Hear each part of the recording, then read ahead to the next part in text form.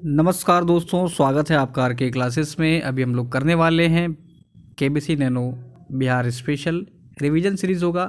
केवल एक वीडियो में एक ही टॉपिक को कवर करेंगे ताकि वीडियो ज़्यादा लंबा ना हो और आप इसे कम समय में रिवाइज भी कर सकें। यह पुस्तक लगभग सभी के पास होगा, जिनके पास नहीं है वो निश्चिंत रहें, हर रिलेशन का PDF जो है टेलीग्राम पर आपको मिल जाएगा। और जिन्होंने पहले से पढ़ रखा है वो इसे ऑफ टाइम में ज़रूर सुने, चीज़ें आपको अच्छे से और याद होगी। शुरू करने से पहले यदि आप इस चैनल पर नए हैं तो चैनल को ज़रूर सब्सक्राइब करें, पास वाले बेल आइकन को ज़रूर दबाएं। तो चलिए शुरू करते हैं आज का टॉपिक, आधुनिक काल में बिहार। दोस्तों, हमारा टॉपिक है आधुनिक काल में बिहार। साथ ही इसको पढ़ते पढ़ते हम लोग क्वेश्चन आंसर के रूप में भी इसको जरूर याद करेंगे।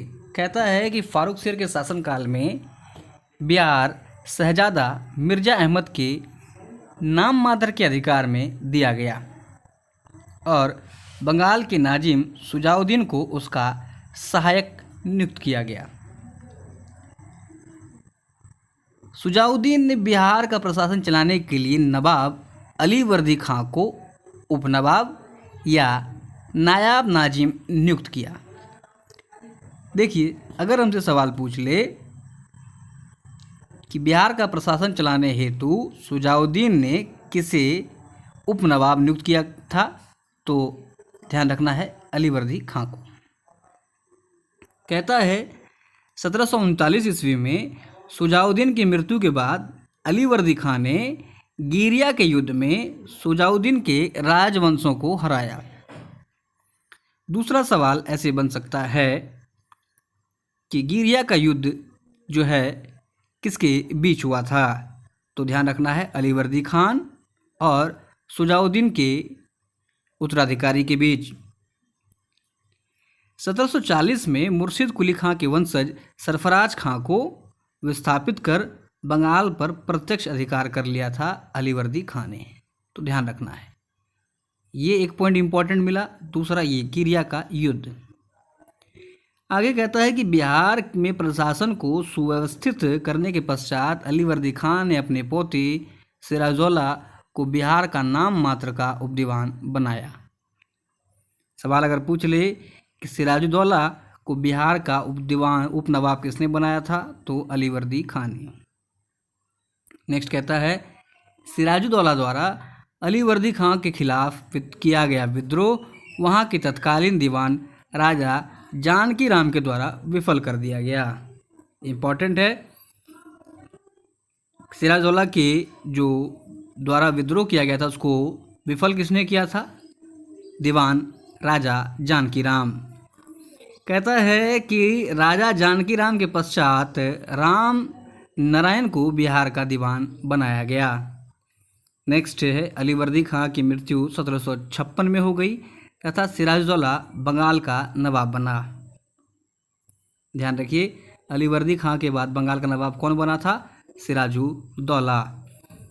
सिराजुद्दौला के प्रतिद्वंदी और विरोधियों में प्रमुख थे पूर्णिया के नवाब शौकतगंज, जो कि इसका चचेरा भाई था, सिराज की मौसी घसीटी बेगम तथा उसका सेनापति मीर जाफर, जो कि अली वर्दी खां का दामाद था। आगे कहता है कि अपने विरोधियों के दमन के क्रम में सिराजुद्दौला ने घसीटी बेगम को बंदी बनाया तथा मीर जाफर के स्थान पर मीर मदान को सेनापति नियुक्त किया। सवाल हमसे पूछ सकता है कि सिराजुद्दौला ने अपना सेनापति मीर जाफर के स्थान पर किसे बनाया था, तो ध्यान रखिए मीर मदान को।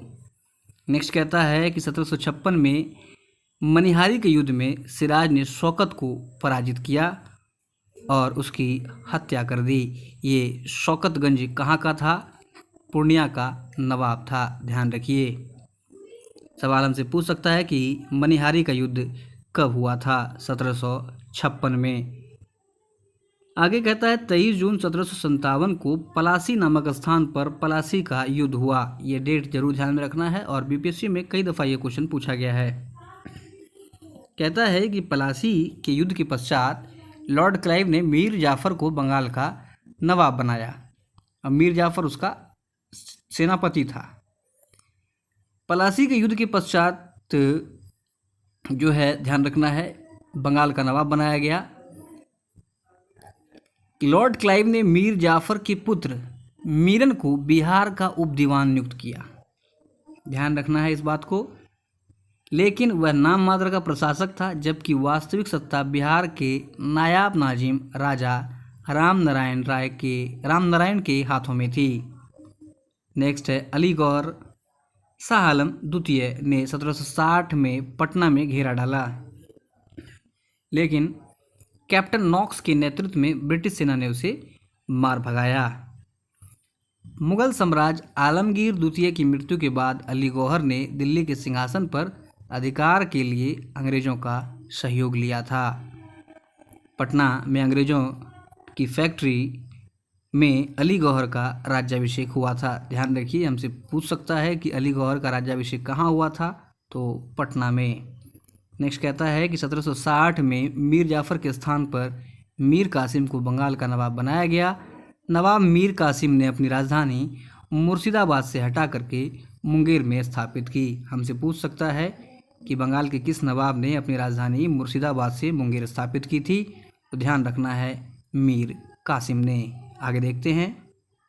नेक्स्ट कहता है कि 1764 में अंग्रेजी सेना के साथ मीर कासिम, अवध का नवाब शुजाउद्दौला और मुगल शासक शाह आलम द्वितीय की संयुक्त सेना के बीच मुठभेड़ बक्सर में हुई थी, जो इतिहास में बक्सर के युद्ध के नाम से जाना जाता है। ध्यान रखिएगा बक्सर युद्ध में कौन कौन शामिल थे, तो मीर कासिम, अवध का नवाब और मुगल शासक शाह आलम द्वितीय। और इस युद्ध में अंग्रेजी सेना का नेतृत्व हेक्टर मुनरो ने किया था, जिसमें कि अंग्रेजों की जीत हुई थी।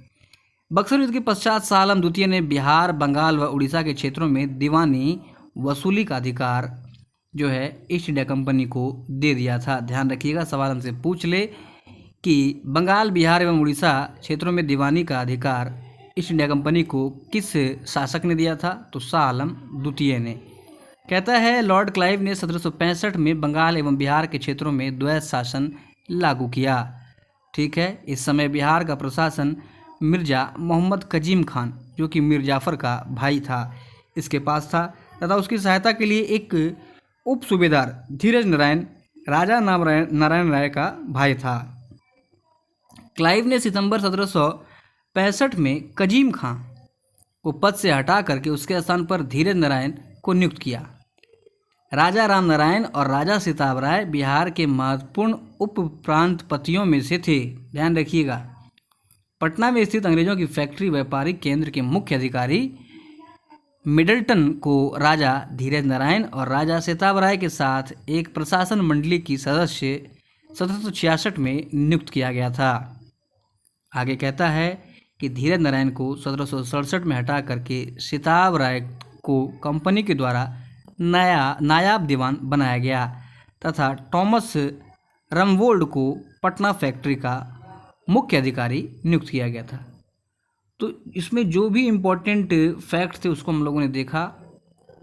इसके बाद देखिए अगले वीडियो में हम लोग इस टॉपिक को कवर करेंगे, बिहार में यूरोपीय कंपनी का आगमन, ताकि वीडियो ज़्यादा लंबी ना हो, छोटे छोटे वीडियो हो और जो इम्पोर्टेंट फैक्ट हो, जो हमसे क्वेश्चन पूछा जा सकता है, उस पर हम लोग विचार कर सकें।